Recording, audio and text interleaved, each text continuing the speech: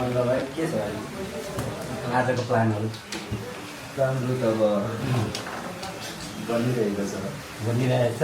आज को छ त टार्गेट?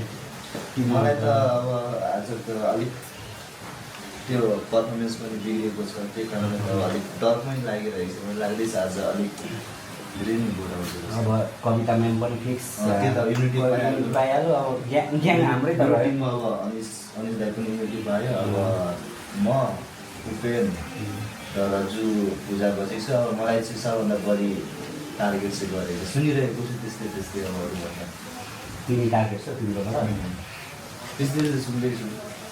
हेरौँ अब कस्तो हुन्छ। अब डर चाहिँ लाग्यो त? डर चाहिँ अब यस्तो खासै डर लागेको छैन। आउँछ भने सिर उठाएर घर जाने हो। आएन भने त अब अर्को टास्कमा राम्रो पर्फर्मेन्स गर्ने हो। तिम्रो आजको टास्क राम्रो भएन भनेपछि टास्क मैले अब राम्रो त राम्रै गरेँ, 100% नै दिएँ। अब मेरो अब डोको कहिले बोकेकै थिइनँ कि त्यो नपुगेको कारणले अब चिप्ली दियो, तर नि मैले गिभअप गरिनँ। अनि पछि डोको मिलेपछि फेरि सुइसी ब्यालेन्स गरिदिएँ मैले। फेरि अर्को त्यो सेकेन्ड स्टेपको थियो नि।